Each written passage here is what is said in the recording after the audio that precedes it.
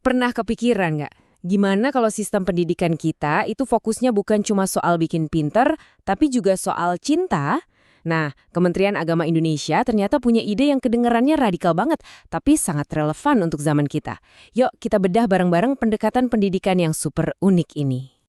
Oke, jadi mungkin pertanyaannya, kenapa sih kita butuh kurikulum yang kedengarannya beda banget kayak gini? Jawabannya, kalau kita lihat-lihat sebenarnya mengerucut ke satu masalah yang, ya, mendasar banget. Dunia kita ini kayaknya lagi krisis cinta. Coba deh lihat di sekitar kita, dari level paling lokal sampai nasional, makin sering kan kita dengar atau lihat kasus intoleransi. Nah, ini tuh gejala pertama. Tanda-tanda kalau sebuah masyarakat mulai kehilangan lemnya, yaitu rasa saling terhubung satu sama lain. Dan masalahnya nggak berhenti di situ aja loh, skalanya meluas sampai ke level global. Perang, konflik sosial, rasanya udah jadi menu harian di berita ya kan? Ini nunjukin betapa rapuhnya rasa kemanusiaan kita bareng-bareng. Ujung-ujungnya semua ini mengarah ke satu hal yang disebut oleh Menteri Agama kita sebagai fenomena dehumanisasi. Ini kondisi yang bahaya banget, di mana kekerasan itu pelan-pelan mengikis empati kita, sampai kita nggak lagi melihat orang lain, ya sebagai sesama manusia. Nah, ini yang kemudian memunculkan satu pertanyaan penting. Kalau akarnya adalah kurangnya cinta dan empati, apa jangan-jangan solusinya justru ada di tempat yang nggak kita duga, yaitu di ruang kelas? Dan ternyata, Indonesia menjawab pertanyaan itu dengan sebuah langkah yang sangat nyata. Ini bukan cuma omong-omong doang ya, ini adalah sebuah inisiatif resmi dari pemerintah yang serius dan terstruktur banget. Dan ini dia wujudnya, sebuah buku panduan kurikulum yang resmi dari pemerintah siap diimplementasikan di semua madrasah. Ini bukti nyata kalau ide yang kedengarannya radikal tadi digarap dengan sangat serius. Tujuannya apa sih? Jelas banget. Mereka mau menciptakan generasi yang gak cuma pinter otaknya, tapi juga humanis, punya rasa nasionalisme, peduli sama alam, toleran, dan yang paling penting menjadikan cinta sebagai fondasi hidupnya. Keren kan? Oke, tapi buat bener-bener ngerti kurikulum ini, kita harus gali dulu filosofi di baliknya. Karena cinta yang dimaksud di sini, ini bukan cinta-cintaan ala film romantis ya.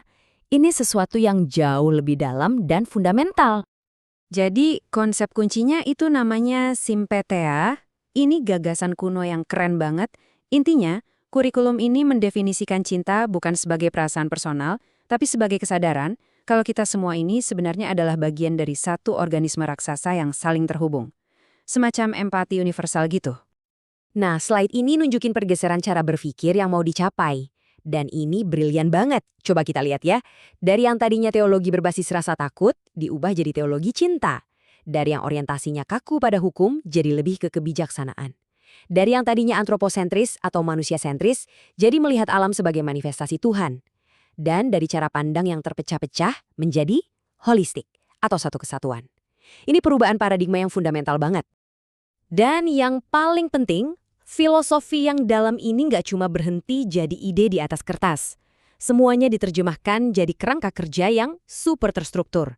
Jadi, bisa dipastikan kalau gagasan ini beneran bisa jalan dan diukur hasilnya di lapangan. Oke, sekarang kita masuk ke bagian praktisnya. Gimana caranya filosofi yang abstrak tadi diajarkan di kelas?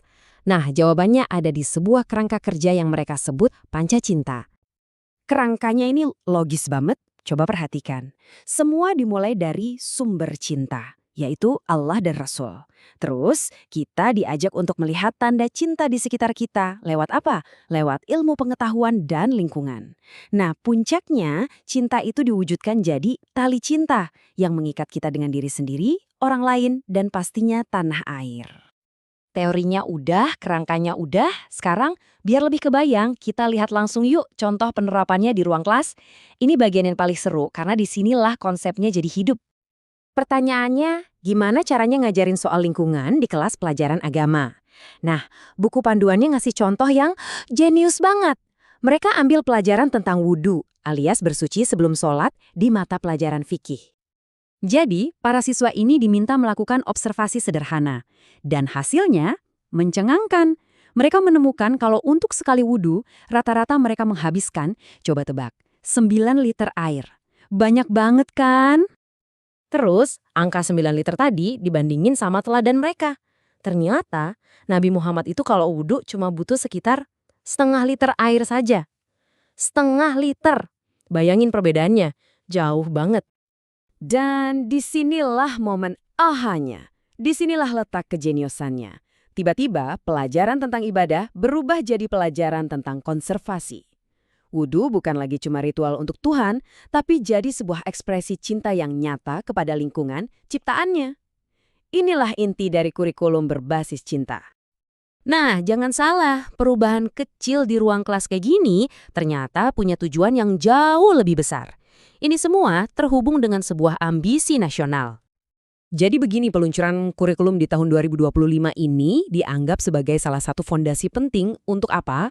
Untuk mencapai visi Indonesia Emas 2045. Itu adalah target saat Indonesia nanti merayakan ulang tahunnya yang ke-100.